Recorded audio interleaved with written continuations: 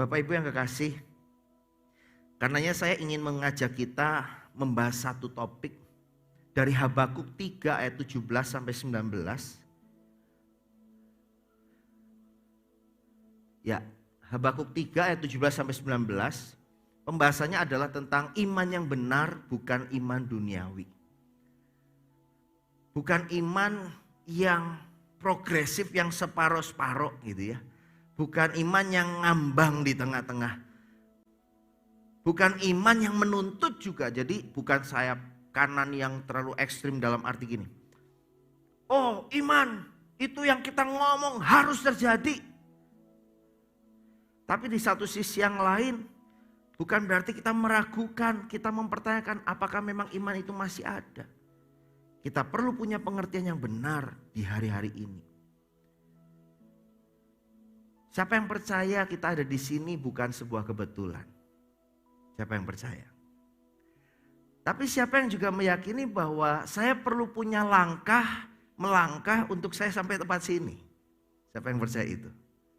Ya, kita percaya kan Bapak Saudara? Jadi iman dengan jelas dikatakan disertai dengan bukti, tindakan, dan perbuatan. Tetapi ada orang-orang yang melangkah, akhirnya gak sampai tempat ini, bisa juga. Banyak faktor, banyak hal. Nah, kita akan belajar tentang iman yang benar ini dari seorang nabi yang namanya Habakuk. Kitab Habakuk hanya isinya 3 pasal. Itu pun isinya sifatnya adalah doa dari seorang nabi. Nabi yang hidup di satu kondisi masa yang terhimpit dan sulit. Jadi sebenarnya kalau dengerin doanya tuh, aduh beban ya. Kok doa kayak gini ya? Tapi di balik doanya ada hal yang sangat dahsyat yang menunjukkan iman. Boleh kita baca dulu 3 ayat ini dari Habakuk 3, 17 sampai 19. Ini bagian akhir ya, kesimpulan dari kitab Habakuk. Boleh katakan sama-sama, sekalipun pohon ara tidak berbunga, pohon anggur tidak berbuah, hasil pohon zaitun mengecewakan, sekalipun ladang-ladang tidak menghasilkan bahan makanan, kambing domba terhalau dari kurungan dan tidak ada lembu sapi dalam kandang. Namun aku akan bersorak-sorak di dalam Tuhan, beria-ria di dalam Allah yang menyelamatkan aku. Allah Tuhanku itu kekuatan. Ia membuat kakiku seperti kaki rusa. Ia membiarkan aku berjejak di bukit-bukitku untuk pemimpin biduan dengan permainan kecapi. Bapak Ibu, ini bagian akhir. Rasanya sudah lebih enak didengar. Tetapi kalau kita mau tahu latar belakang kisahnya Bapak Saudara. Habakuk menulis surat ini sekitar 18 atau 20 tahun sebelum Yerusalem mengalami kehancuran. Sebelum hancur total, dia mulai tulis surat ini Bapak Saudara, doa ini. Artinya proses kehancuran sudah mulai dia rasakan. Seakan-akan Tuhan meninggalkan Israel dengan mengizinkan lawan-lawan mulai menguasai berganti-gantian. Dan musuh yang bergantian itu tidak semakin yang kecil tapi semakin yang besar-besar dan semakin jahat, semakin kejam Bapak Saudara. Bulan demi bulan, tahun demi tahun, Habakuk melihat kehancuran itu. Pertempuran, kelaparan, situasi di mana bangsanya diembargo, dikepung, gak bisa ada masuk bahan makanan, gak bisa ada masuk pakaian dan sebagainya. Dia mengalami situasi yang gak gampang. Bahkan kemungkinan sampai pada akhirnya dia pun melewati masa di mana kehancuran Yerusalem dan bangsa Israel menjadi bangsa yang diperbudak. Kalau saya jadi Habakuk dan saya percaya seorang Habakuk adalah nabi biasa juga yang manusia, maksudnya manusia biasa. Saya yakin bahwa ada timbul pertanyaan di dalam dirinya. Tuhan, kenapa kau izinkan ini Tuhan? Bukankah engkau berkata, kami ini bangsa pilihanmu, umat pilihanmu Tuhan. Kenapa kami harus melewati hal yang sulit ini? Kenapa bangsa yang katanya dipelihara oleh Tuhan, kenyataannya mengalami penderitaan yang luar biasa. Dan mungkin ini menjadi sebuah ungkapan yang relevan juga dengan hari-hari ini bagi banyak orang, khususnya kita sebagai orang Kristen yang sedang di dalam pergumulan, kesulitan, yang terus berdoa kayaknya gak ada jawaban. Saya percaya pengalaman Habakuk akan sangat masuk dengan pengalaman kita. Kitab Habakuk adalah sebuah contoh yang akan sangat baik untuk menolong kita menjadi seorang yang berdoa dengan iman dalam kondisi menyampaikan keluh kesah, tetapi di sisi yang lain menaikkan pujian kepada Tuhan. Di dalam kondisi satu sisi mempertanyakan Tuhan kenapa begini. Tetapi di satu sisi dia belajar untuk percaya Bapak Saudara. Jadi nabi di zaman kekacauan itu bukan hal yang enak. Jadi nabi di masa-masa yang tidak ada kepastian itu sangat mengganggu hati dan pikiran. Tapi Bapak Saudara, di tengah situasi seperti itu, dia berani memperkatakan perkataan imannya. Dan dia meyakini akan janji Tuhan. Sedikit flashback ke pasal 1. Habakuk menyatakan, ya Tuhan, orang yang mengandalkan kekuatannya sendiri akan kau hancurkan. Dia berani ngomong gitu. Di ayat pasal yang kedua, ayat yang keempat, dia berkata, ya, bahwa Tuhan berkenan bukan kepada orang yang sombong, tapi Tuhan berkenan kepada orang yang hidupnya mempercayakan dirinya kepada Tuhannya di dalam keadaan sesulit apapun. Maka satu persatu proses demi proses dialami Habakuk. Ingat Bapak Saudara, dia tulis surat ini keadaannya belum baik-baik saja. Bahkan dia memunculkan ayat ini tadi. Dengan jelas, sekalipun pohon ara tidak berbunga, pohon anggur tidak berbuah, hasil pohon zaitun mengecewakan. Berarti dia sedang menuliskan keadaan yang sedang dialami oleh Habakuk maupun orang-orang yang bersama dengan dia. Tapi apa yang kita bisa temukan, apa yang kita bisa lihat, bagaimana dia tetap bisa bertahan, bahkan dia menantikan Tuhan di tengah kesulitannya yang tidak semakin membaik. Jawabannya adalah kepercayaannya dia kepada Tuhannya. Apakah saudara sedang mengalami pengalaman sulit? Apakah saudara hari ini sedang mengalami situasi peristiwa yang menyedihkan bagi hidupmu? Mungkin bagi sebagian orang, masalah kesehatan yang gak ada obatnya, masalah rumah tangga yang belum terselesaikan, masalah sakit penyakit, masalah ekonomi yang begitu berat sedang menindih hidup saudara. Itu adalah masalah yang berat, tapi bagi sebagian dapat berkata, aku percaya Tuhan akan kuasa-Mu. Sekarang saya ingin mengajak kita pikirkan kembali apa yang ada di dalam pikiran kita hari ini tentang situasi sulit yang kita hadapi. Apakah kita masih berdoa, masih mengandalkan, masih percayakan diri sama Tuhan? Bagaimana cara kita berdoa? Apakah doa kita masih disertai dengan keyakinan dan pengharapan, meskipun harus dengan tetesan air mata? Atau kita sudah mulai berdoa, tapi rasanya sudah tidak ada harapan? Bapak Ibu, Habakuk 3:16 saya nggak tuliskan di layar. Ada sebuah kalimat yang diungkapkan sebelum dia ngomong seperti ini. Dengarkan ya Bapak Ibu.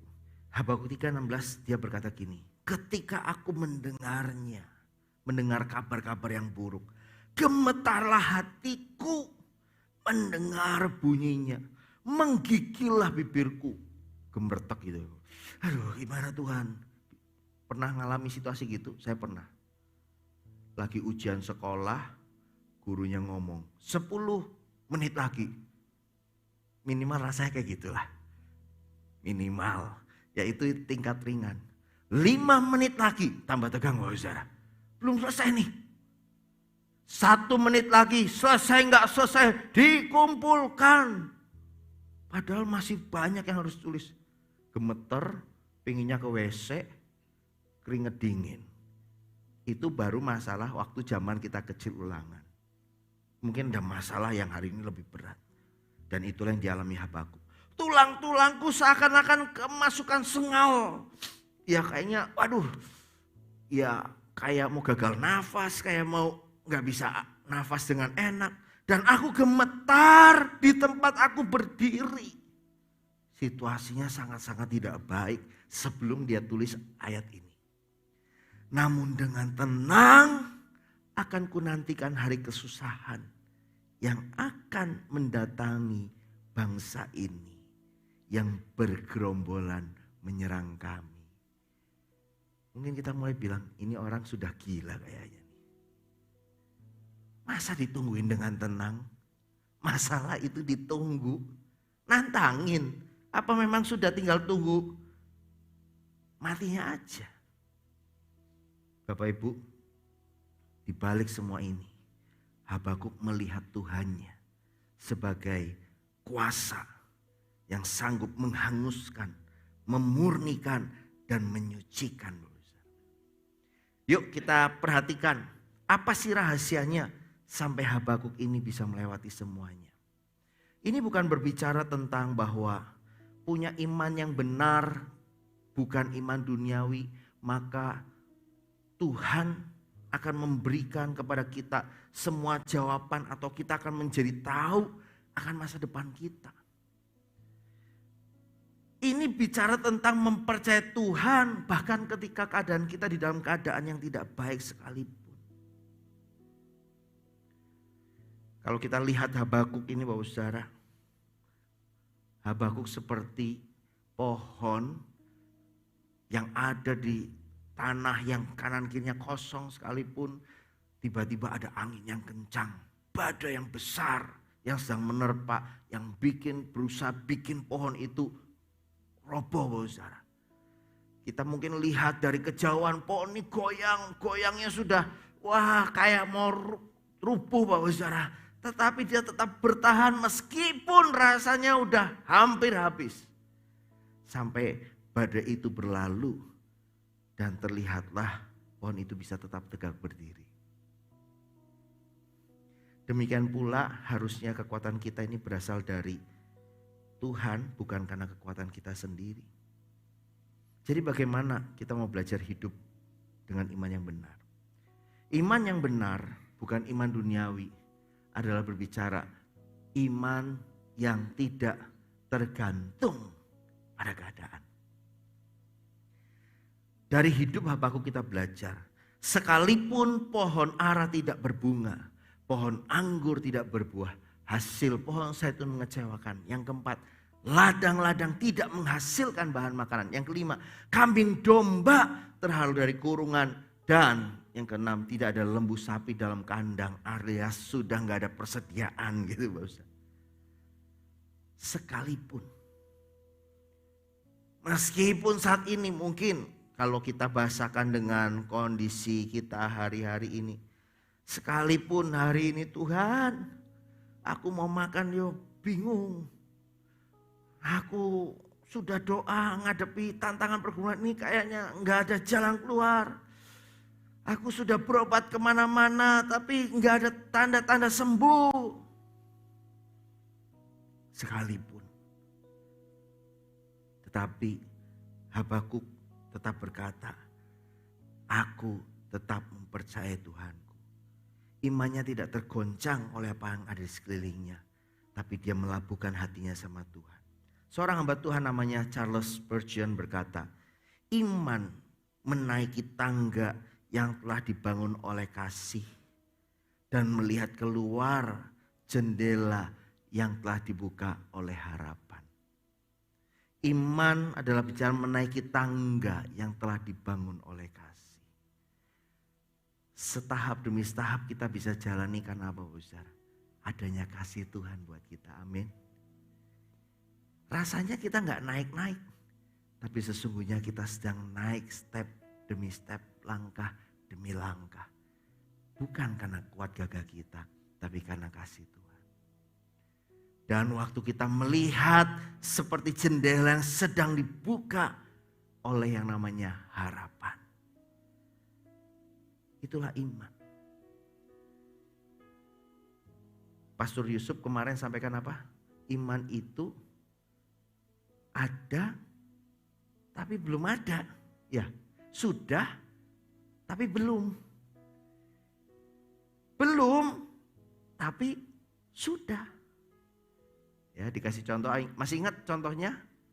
Kalau ibu mengandung, ya, ini anak pertama nih, lagi ngandung.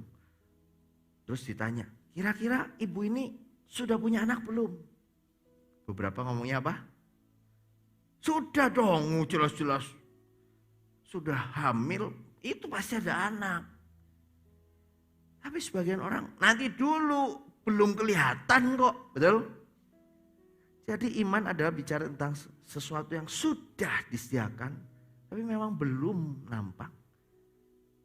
Atau belum, tapi sebenarnya sudah ada.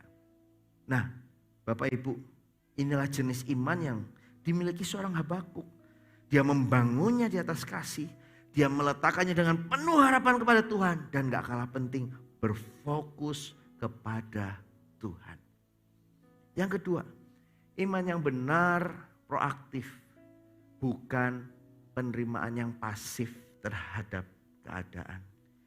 Yes, wis nasib piye meneh. Kepriben wis. Mau gimana lagi? Iman yang benar sesungguhnya adalah iman yang proaktif, Bapak Saudara. Kepercayaan yang aktif sama Tuhan. Kita lihat dia mengucapkan ini. Namun aku, ini harusnya ayat 18. Namun aku akan bersorak-sorak di dalam Tuhan, beria-ria di dalam Allah yang menyelamatkan aku. Kalimat ini keluar kapan? Bukan waktu keadaan sudah baik-baik saja. Justru dalam keadaan yang tidak baik, dia mengucapkan ini. Dia bukan hanya berkata, ya aku akan mengatakan Tuhan baik, aku akan mengucap syukur kepada Tuhan. Tapi dia bilang, aku akan bersorak-sorai. Terjemahan lain menuliskan dengan segenap kekuatan dan beria-ria, bersukacita di dalam Allah yang telah menyelamatkannya. Bapak Ibu, kata bersukacita dari bahasa asli Ibrani itu gil, Bapak Saudara. Ya, kata gil ini adalah sukacita, gembira yang begitu luar biasa, bukan hanya senyum, puas, happy, tetapi Bapak Saudara adalah ungkapan sukacita yang enggak tertahankan. Coba bayangkan dengan arti kata gil itu. Habakuk ngomong gini, ya aku bersorak-sorai, aku bersukacita. Meskipun keadaannya enggak baik.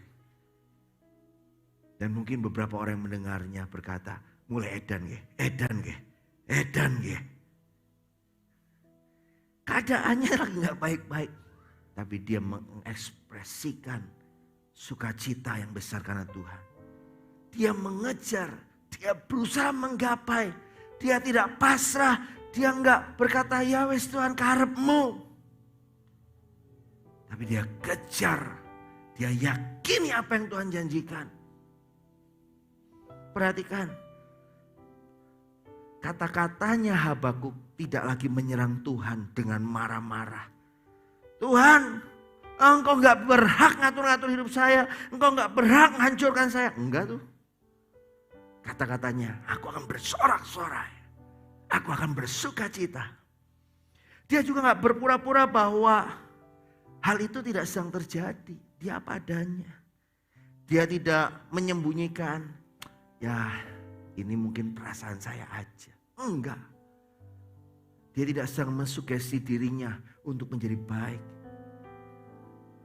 Tapi dia juga bahkan tidak berkata, meskipun demikian aku akan bertahan. Bertahan dengan kekuatan. Aku yakin. Enggak. Habakuk orang biasa. Tapi Habakuk hanya berkata, apapun keadaannya, aku akan tetap bersuka cita. Apapun keadaannya, tidak ada yang bisa mengubah rasa cintaku akan Tuhanku. Amin, Bapak Saudara. Dan yang terakhir, iman yang benar itu pasti akan terus terfokus kepada Tuhan sebagai kekuatannya di ayat 19. Bukan menjadi keraguan. Justru kekuatan yang mendorong dirinya untuk berani menyatakan kepada orang di sekitarnya. Allah Tuhanku itu kekuatanku. Ngomongnya mantap. Ia membuat kakiku seperti kaki rusa. Ia membiarkan aku berjejak di bukit-bukitku. Rasanya aneh, ya menurut dunia. Tapi iman yang benar di tengah situasi yang tidak mudah tetap bisa berfokus kepada Tuhan dan berkata, Engkau kekuatanku Tuhan. Engkau kekuatanku Tuhan. Engkau kekuatanku. Kenapa Bapak Saudara? Kita jangan berkata bahwa masalah ini pasti dari setan. Ya meskipun setan tukang bikin masalah. Tapi ada kalanya dia mengizinkan masalah harus kita hadapi. Ingat kisah Ayub. Orang yang disebut saleh. Tetapi ketika diizinkan oleh Tuhan waktu iblis mencobainya. Dia tetap bertahan. Meskipun sebagai manusia biasa Ayub sempat mengeluh. Tapi dia lekas sadar, salah aku Tuhan. Masih ingat seorang Yusuf? Kalau kita ingat bagaimana dia diangkat Tuhan menjadi orang nomor 2 di Mesir. Itu bukan melalui jalan-jalan yang mulus. Dia harus melewati jatuh bangun, masuk ke sumur. Dapat keenakan sesaat, kenyamanan sesaat, langsung difitnah masuk penjara. Di penjara karunianya menerjemahkan mimpi, menafsirkan mimpi, dijanjiin nanti ya tak omong ke Fir'aun biar kamu juga dibebasin. Bertahun-tahun dilupakan. Dan gak habis sampai di situ. Bahkan ketika di saat dia sudah menjadi orang nomor 2, masa lalunya didatangkan kembali. Kecewa, kemarahan, menjumpai orang yang membuang dirinya. Itu jauh lebih berat daripada seseorang menjalani hal-hal yang berat. Diingatkan masa lalu yang tidak baik itu lebih menyakitkan. Tetapi kita belajar juga dari Yusuf. Sampai pada akhirnya Yusuf seorang yang tidak peduli lagi sama keadaan sekitar. Karena dia fokus sama Tuhannya. Justru kekuatan dia dapatkan. Dan lewat semua itu, waktu dia punya iman yang terfokus sama Yesus, sama Tuhan. Kekuatannya diberikan. Dan dia bisa jadi kesaksian bagi orang-orang di sekitarnya. Dikatakan dia menjadikan kakiku seperti kaki rusa. Bapak Ibu, kemungkinan Habakuk pernah menjumpai rusa yang tinggal di daerah-daerah bukit-bukit yang tinggi. Ya, bebatuan yang besar, saudara. Dan rusa ini kemungkinan adalah rusa yang badannya ukuran besar-besar. Dengan tanduk yang besar. Tetapi kerjaannya naik ke atas bukit-bukit, Bapak Saudara. Nah, bagi orang yang pernah melihat ya, atau kita pernah nonton di National Geography. Ada rusa besar, ada tanduk ya. Sejenis bighorn ya. Yang nengkreng di atas bukit, mungkin sambil tengkrengan gitu ya. Orang yang video syuting, ini gede-gede kayak gitu, besar gitu, tanduknya ngerepoti. Kok bisa sampai atas? Dikatakan dia menjadikan kakiku seperti kaki rusa. Meskipun engkau dan saya harus melewati bukit-bukit berat dalam hidup kita. Tapi kita dibikin kuat oleh Tuhan. Bahkan bukan hanya kita melihat batu itu, tapi kita bisa menaklukkan bukit-bukit batu itu. Amin Bapak Saudara. Di tempat yang tinggi. Dikatakan Tuhan menempatkan kita di atas bukit-bukit. Di tempat yang tinggi. Bapak Ibu, saya yakin dan percaya pada zaman Habakuk tidak dengan sengaja Habakuk hiking naik gunung. Boro-boro mikirin naik gunung Bapak Saudara. Masalahnya banyak. Tapi setiap dia memandang ke sekitar, dia arahkan pandangan, dia imajinasikan. Kalau aku sampai tempat yang paling tinggi, dari tempat yang paling tinggi itulah aku bisa melihat semuanya. Hari ini mungkin saudara, engkau belum di tempat yang tertinggi itu. Tapi engkau sedang berjalan melangkah ke tempat yang tertinggi itu. Hari ini mungkin engkau sedang berjuang dengan kakimu, dengan pertolongan Tuhan, menginjakkan satu batu ke batu yang lain. Tapi dengarlah ini, di tempat yang tertinggi itulah saudara akan berkata, betapa dahsyatnya Tuhanku yang telah membawaku sampai ke tempat ini. Bapak Saudara, saya ingin akhiri dengan sebuah perenungan bagi kita. Kalau begitu Bapak Saudara, bagi beberapa orang berkata, berjalan dengan iman itu pasti lebih sulit daripada berjalan dengan melihat. Tapi belajarlah dari seorang yang namanya Habakuk ini Bapak Saudara. Dia berjalan bukan karena melihat, tapi dia berjalan melangkah karena imannya kepada Tuhan. Waktu kita hidup beriman, kita belajar mencintai Tuhan kita, bukan sedang mencintai pemberian Tuhan kita. Anda akan jadi kecewa kalau engkau mencintai apa yang Dia berikan kepadamu. Tapi waktu engkau belajar berkata, Tuhan, aku cinta Engkau. Engkau sudah bawa hidupku sampai hari ini, ke titik ini. Itu semua karena Engkau dan aku cinta Engkau Tuhan. Mari kita belajar mengasihi Tuhan kita. Bawa hati kita kepada Tuhan. Yesus, padamu ku berseru, Kaulah penyelamatku. Terpujilah Kau Tuhanku. Mulutku memuji nama-Mu. Naikkan pujian ini dengan ucapan syukur, dengan hati yang penuh iman kepada Tuhan.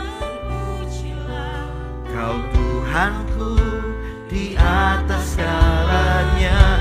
Mari saudara kita bangkit berdiri dan katakan, oh Yesus, Yesus, padamu ku berseru, Kaulah penyelamatku, ya Tuhan.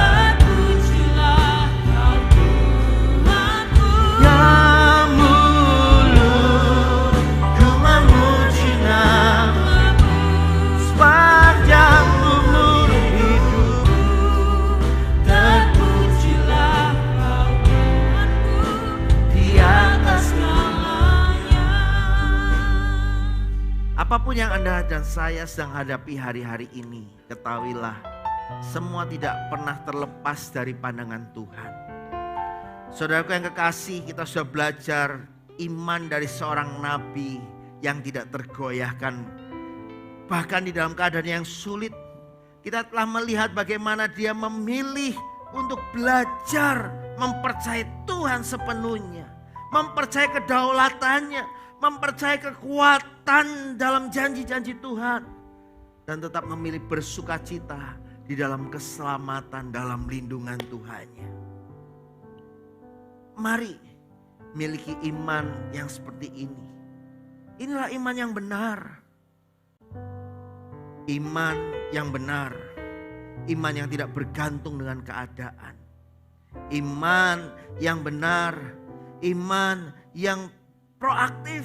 Iman yang bukan pasrah. Iman yang benar adalah iman yang membawa setiap kita tetap terfokus sama Tuhan kita. Berjanjilah kepada Tuhan. Tuhan, apapun itu, seperti Nabi Habakuk, aku akan terus berseru. Aku akan selalu memuji. Aku akan bersorak-sorai dan bersukacita karenamu. Mari sama-sama angkat tangan kita, katakan, Yesus padamu, Yesus padamu ku berseru. Kaulah penyelamat, ya. Terpujilah kau Tuhanku. Ku memuji namamu sepanjang umur hidup. Oh, terpujilah kau Tuhanku di atas segala. Katakan dengan keyakinanmu, Yesus, Yesus padamu ku berseru. Kaulah penyelamatku. Terpujilah kau Tuhanku. Memuji, bersorak-sorai karenamu. Terpujilah kau Tuhanku di atas segalanya. Kami mengarahkan hati kami mengarahkan tangan kami kepadamu ya Tuhan. Tuhan, kami mau berkata, kami mau punya iman seperti Habakuk. Doa-doanya adalah doa yang penuh iman di tengah keadaan yang tidak baik-baik saja. Habakuk punya iman pada Tuhan. Dia tidak pasif, tapi dia bersorak-sorai. Dia keluarkan sebuah kekuatan sukacita di tengah keadaan yang tidak baik-baik saja. Kami mau belajar punya iman yang benar seperti Habakuk, yang terus berfokus menjadikan Tuhannya sebagai kekuatan hidupnya. Kau yang membuat kami mempunyai kaki-kaki yang kuat seperti rusa, yang siap naik dari satu pijakan batu ke pijakan yang lain. Tidak takut dan tidak gentar dengan keadaan di sekitar. Sampai kami dibawa Engkau Tuhan kepada tempat yang tertinggi. Meteraikan firman-Mu atas setiap kami Tuhan. Dan kami mau hidupi firman-Mu. Dan kami melihat Tuhan sedang melakukan perkara yang besar di dalam hidup kami. Secara khusus kami juga berdoa. Hamba belajar mempercayai dengan apa yang Tuhan ingin kami lakukan. Apa yang Tuhan taruh dalam hati.